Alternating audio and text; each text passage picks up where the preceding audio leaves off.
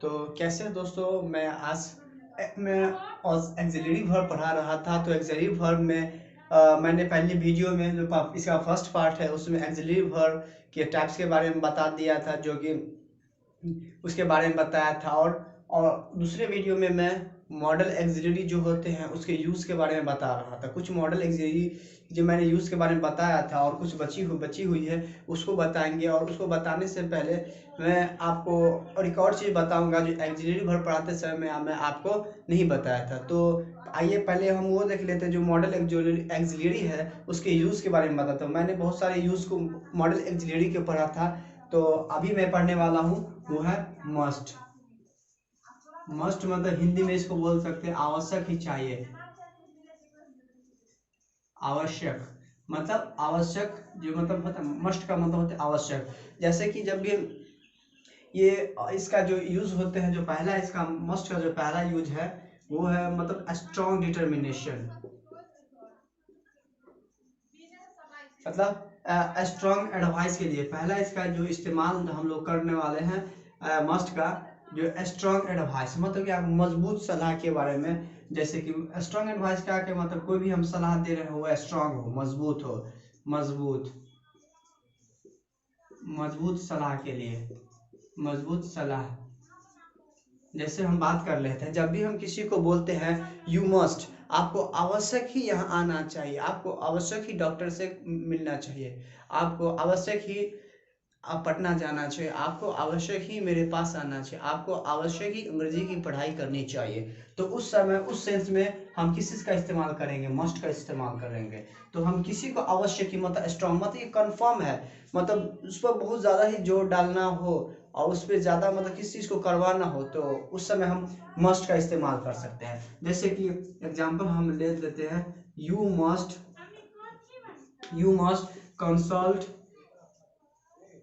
Consult to the doctor. आपको आवश्यक ही डॉक्टर से सलाह ले लेना चाहिए। You must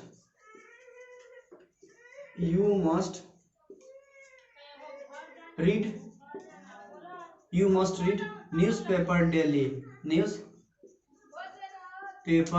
daily. आपको आवश्यक ही आपको रोजाना आवश्यक ही न्यूज़पेपर पढ़ना चाहिए। और तीसरा एग्जाम्पल ले लेते हैं, you must take medicine in time. आपको आवश्यक ही समय पर दवाई ले लेना चाहिए। तो हम मस्ट का पहला इस्तेमाल ये कर सकते हैं, मस्ट का पहला इस्तेमाल स्ट्रॉन्ग एडवाइस के लिए किया जाता है। दूसरा जो हम पढ़ने वाले हैं मस्ट का इस्तेमाल वो ये है कि अगर आप, मैं इसको थोड़ा सा एग्जांपल को मैं मिटा दे रहा हूँ, आप इसे नोट कर लीजिएगा, वीडियो को पॉज करके देख सकते हैं रोक करके। तो मस्ट का दूसरा इस्तेमाल मैं जो करने वाला हूँ वो ये है कि स्ट्रॉन्ग डिटर्मिनेशन। दूसरा जो इस्तेमाल मस्ट का हम लोग करने वाले हैं वो है स्ट्रॉन्ग डिटर्मिनेशन। मतलब कहने का स्ट्रॉन्ग डिटर्मिनेशन करने का मतलब ये है दृढ़, मतलब मजबूत संकल्प, दृढ़ संकल्प। मतलब जो भी संकल्प हम लोग लेते हैं ना, मजबूत संकल्प जो मतलब जो भी मतलब स्ट्रॉन्ग डिटर्मिनेशन करने का मतलब होता है मजबूत संकल्प। जैसे कि हम कोई किसी को अगर बोलता है कि आई मस्ट गो, मुझे आवश्यक ही जाना, तो एक तरह से मैं अपने आप को कहूँगा कि आई मस्ट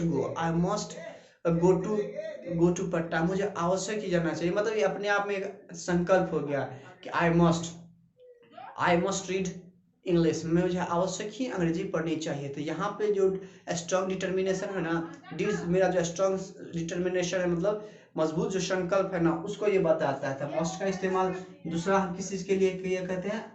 पहला स्ट्रॉन्ग एडवाइस के लिए, दूसरा स्ट्रॉन्ग डिटर्मिनेशन के लिए। तो जैसे कि मैं बात कर रहा हूँ, इसको बात कर लेता हूँ कि आई मस्ट गो, मुझे आवश्यक ही जाना चाहिए। राम मस्ट रीड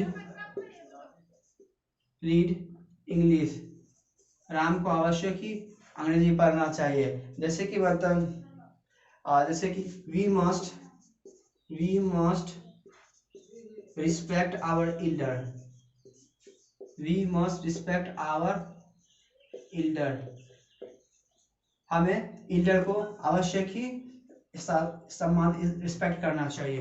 तो ये हम समझ सकते हैं कि मतलब मस्ट का इस्तेमाल जो होते हैं स्ट्रॉन्ग एडवाइस के लिए किया जाता है और स्ट्रॉन्ग डिटर्मिनेशन के।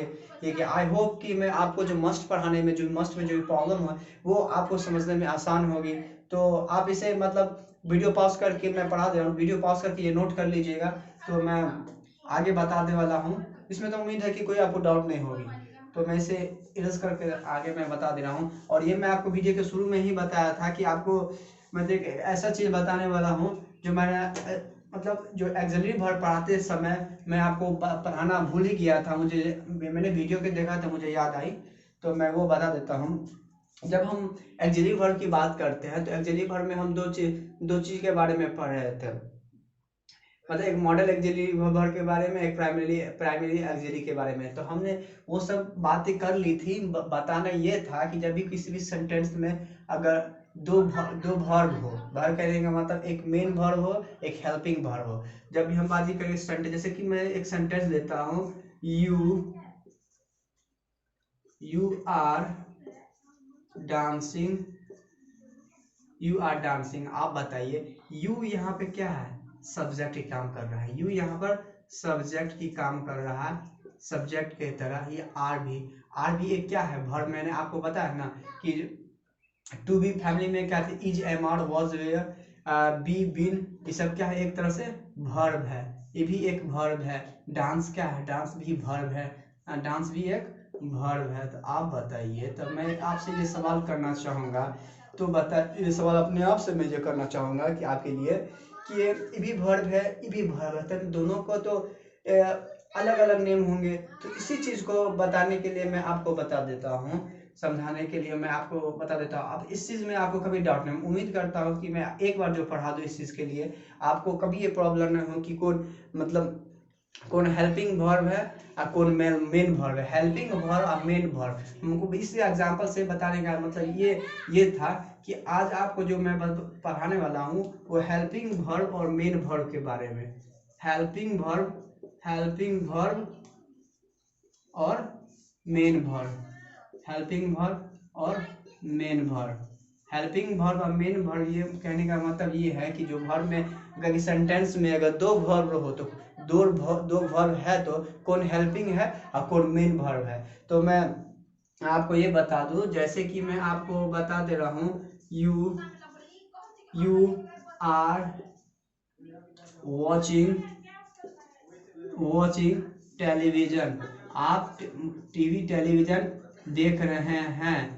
तो आप बताइए यहाँ पे आर भी है, यहाँ पे एक वर्ब आर भी है, एक वर्ब वॉचिंग भी है। तो बताइए यहाँ पे कौन है। तो मैं आपको बता दूं, जब भी सब्जेक्ट के बाद, सब्जेक्ट ये होते हैं, जब भी सब्जेक्ट के बाद अगला जो भी वर्ब आता है, मतलब जब भी सब्जेक्ट के बाद कोई भी वर्ब आता है तो वो हेल्पिंग होता है, और जो उसका जो वर्ब होते हैं, बाकी जो वर्ब होते हैं वो मेन वर्ब कहलाता है। तो यहाँ पर यहाँ तो सब्जेक्ट कौन है, ये क्या है, सब्जेक्ट ये हो गया। सब हम बताया कि सब्जेक्ट के बाद आने वाला जो भी वर्ब होगा वो कौन वर्ब होगा, हेल्पिंग वर्ब। तो यहाँ पर आर क्या है, तो आर यहाँ पे हेल्पिंग वर्ब है, आर ये यहाँ पर हेल्पिंग वर्ब है। वॉचिंग क्या है, यहाँ पे ये मेन वर्ब की काम कर रहा है, वॉचिंग मेन वर्ब है। और टेलीविजन क्या है, ऑब्जेक्ट है। जब भी मैं टेलीविजन एक ऑब्जेक्ट है। तो जब भी मैं बात करूं, आपको ये बता दूं कि सब्जेक्ट जब भी कोई सेंटेंस लेता हूं उसमें अगर दो वर्ब हो तो कैसे पता करेंगे कौन हेल्पिंग वर्ब है और कौन मेन वर्ब है। जैसे तो मैं आपको बता दिया हूं कि सब्जेक्ट के ठीक बाद, सब्जेक्ट जो है सब्जेक्ट के ठीक बाद, अगर कोई वर्ब आता है तो हेल्पिंग वर्ब होगा, और उसके बाद जो भी वर्ब आता है वो वर्ब मेन वर्ब कहलाएगा, मेन वर्ब कहलाएगा। हाँ ये सही। जैसे कि मैं एक example, you are a good boy. आप बताइए इस सेंटेंस में वर्ब कितने हैं, इस सेंटेंस में वर्ब कितने हैं, एक सब्जेक्ट हो गया, एक वर्ब हो गया, बाकी क्या है, एक गुड बॉय एक ऑब्जेक्ट है, एक गुड बॉय ऑब्जेक्ट है, ये वर्ब है। तो यहाँ पर बताइए, थोड़ा सा सोचने वाली हमने जब भी कोई सेंटेंस में एक से ज्यादा वर्ब हो तब हमें उस वक्त सोचना है कि सेंटेंस में हेल्पिंग वर्ब कौन है, मॉडल मेन वर्ब कौन है।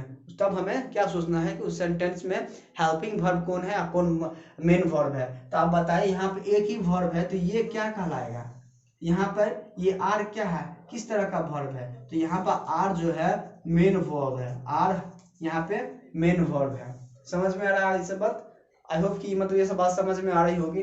तो यहाँ पर आर क्या है, मेन वर्ब। जैसे कि मैं आपको बता दूं, दूसरा एग्जांपल ले लेते हैं। You was teaching English. तुम मतलब अंग्रेजी पढ़ा रहे थे। अब बताइए, यहाँ पर सब्जेक्ट है, सब्जेक्ट के बाद क्या नजर आ रही है, सब्जेक्ट है, सब्जेक्ट के बाद क्या नजर आ रही है, वर्ब नजर आ रही है। तो मैं बता दिया हूँ, सब्जेक्ट के बाद आने वाला जो भी वर्ब होगा वो क्या होगा, हेल्पिंग वर्ब होगा। नहीं, पहले ये तो जान लीजिए कि सर इस सेंटेंस में कितने वर्ब है। तो यहाँ टीचिंग भी है, तो यहाँ पे एक वर्ब ये हो गया, एक वर्ब ये हो गया, तो यहाँ कुल मिलाकर कितने वर्ब हो गए, 2 हो गए। तो मैं बताया हूँ कि सब्जेक्ट के बाद ठीक बाद आने वाला जो भी वर्ब होगा वो वर्ब हेल्पिंग वर्ब होगा, हेल्पिंग वर्ब होगा। और दूसरा वर्ब जो होगा वो क्या होगा, सेंटेंस का मेन वर्ब होगा, मेन वर्ब होगा। तो उम्मीद है कि अभी जो मतलब ये चीज़ आपको मतलब आसानी इजीली समझ में आ रही होगी। तो इसमें कोई प्रॉब्लम तो नहीं होना चाहिए। तो मैं आपको ये बता दूं, ये हेल्पिंग वर्ब का जो प्रॉब्लम था जो मैं छोड़ दिया था मैं उसे बता दिया हूँ। और यहाँ पे जो बताना था शैल और विल के बारे में, शैल और विल के बारे में, तो बता दो कि जब भी हम नरेशन पढ़ते हैं तो नरेशन डायरेक्ट नरेशन में शैल रहता है, तो उसे इनडायरेक्ट नरेशन में कैसे हम बदलते हैं। तो उसका इनडायरेक्ट में जैसे कि शैल रहेगा शुड बदल देंगे। जैसे डायरेक्ट नरेशन में शैल रहे तो उसका इनडायरेक्ट नरेशन में क्या रखेंगे, शुड में बदल जाता है। तो यहाँ पे शैल और शुड का जो प्रॉब्लम है वो चीज़ आपको क्लियर हो गया। अगर डायरेक्ट नरेशन में अगर विल रहे तो इनडायरेक्ट नरेशन में विल क्या चीज में बदल जाएगा, विल का फॉर्म क्या चीज में बन जाएगा, विल बदल जाएगा वुड में, विल बदल जाएगा वुड में ये चेंज हो जाएगा। तो होप कि मतलब ये शैल और विल का जो कॉन्सेप्ट वो आपको क्लियर हो गया होगा। तो इस तरह से मतलब मॉडल ऑक्सिलरी वर्ब के जो सारी जो बातें थी, कुछ बातें जो इंपॉर्टेंट बातें थी, जो मॉडल ऑक्सिलरी वर्ब इंपॉर्टेंट होते हैं उसको मैंने बता दिया था। कुछ जैसे कि और जो बातें हैं, जैसे कि डेयर आता है, एक मॉडल ऑक्सिलरी वर्ब आता है डेयर मतलब इसका जब भी बात करें तो डेयर एक तरह से डेयर जो होता है डेयर और यूज टू, डेयर और यूज टू एक तरह से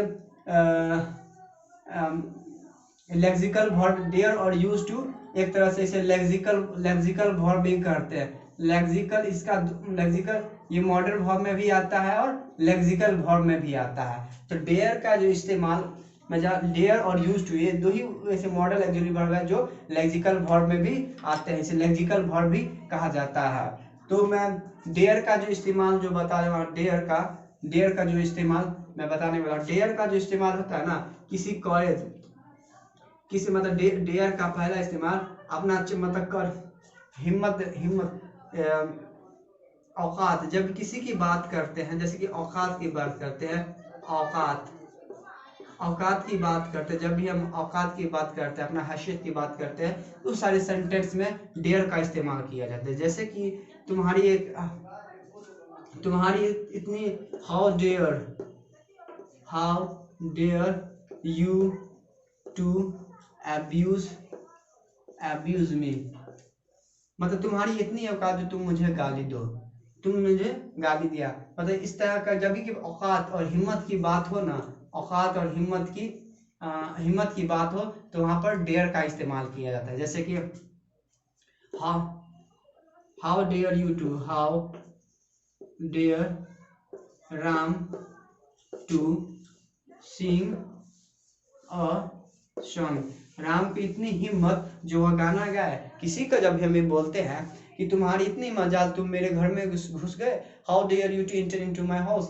तो इस तरह के उस समय किसी की हिम्मत और औकात की बात करेंगे तो वहां पर क्या चीज का इस्तेमाल करेंगे? डेयर का। तो डेयर का जो क्लियर है, मतलब जो बातें हैं उस बात को मैंने बता दिया है, तो उसमें ये आपको तो प्रॉब्लम नहीं होगी। तो आई होप कि ये वीडियो आपको अच्छी लगी होगी। और वीडियो पार्ट 1 और पार्ट 2, ये पार्ट 3 वीडियो बनेगा।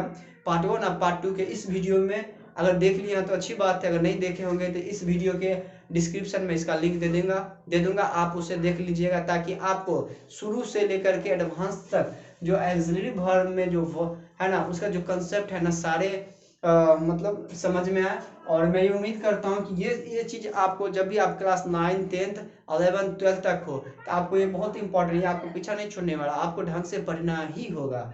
इसलिए आप उम्मीद करता हूँ कि आप इसे अच्छा से पढ़ें। और नहीं समझ में आ रहा हो तो कमेंट सेक्शन में कमेंट भी करें। अगर समझ में आ रहा हो तो लाइक सब्सक्राइब और शेयर करना ना भूलें। Thank you for this session.